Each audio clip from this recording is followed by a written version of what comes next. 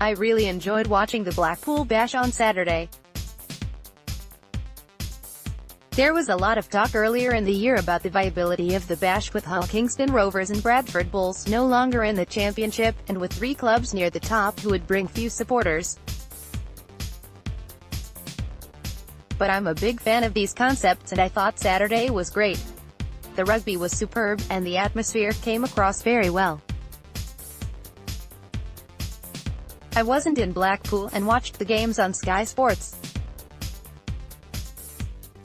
Magic weekend and the Blackpool Bash are tremendous for television. But I have to say that it is really poor from Sky that they won't show more of the championship. With so many sports channels, there's no excuse for not having at least one game per week. The plus side of that, however, is that when the Blackpool event comes around, the players seem to lift because it's the one time a year that most of them will be on the telly.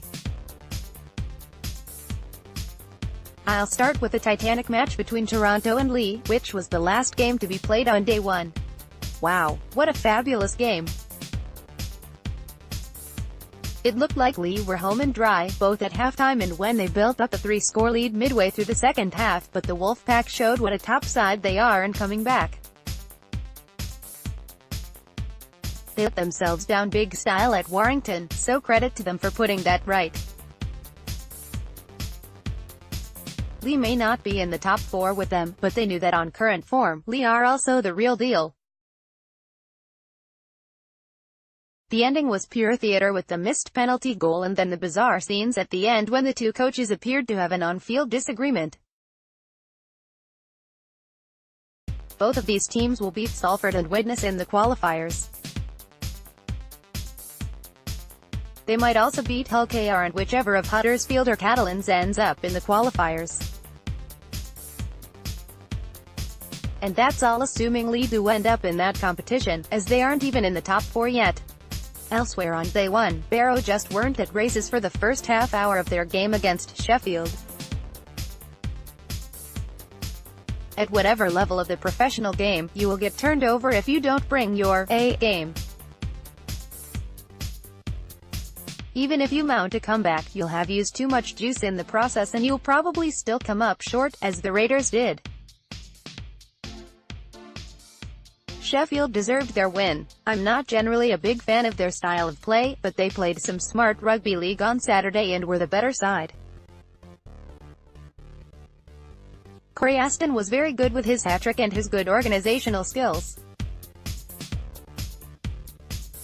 As you would expect from a Mark Aston side, the Eagles graphed for each other and were well worthy of the 2 points.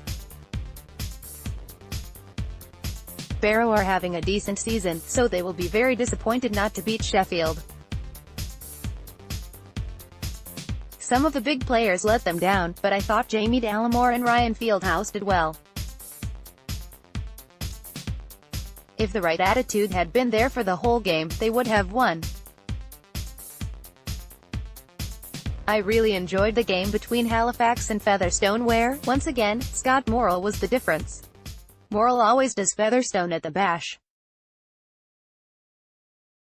He's sheer quality at this level and is a pleasure to watch.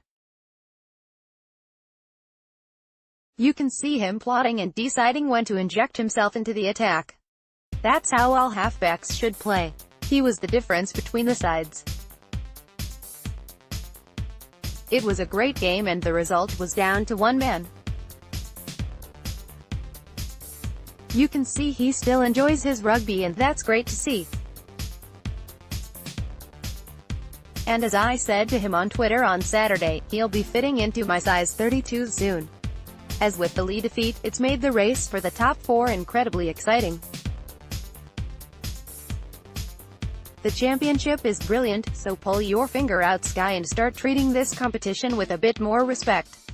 On the same subject, I was very interested to see the list of the top 50 championship players, which was provided by the TotalRL.com website last week. The main thing that struck me in reading the list was that the majority of the players would be able to handle Super League. Total Earl's 50 best players in the championship, pretty much any of them would be able to play some sort of a role. Most of Super League's bottom 6 or 7 clubs would be strengthened by signing a few of those players, even Leeds. Some of them might need an off-season to adapt to the full-time game, but if they were surrounded by better players, better facilities and better coaching staff, they would make the transition without any problems. Quality is certainly there in the championship.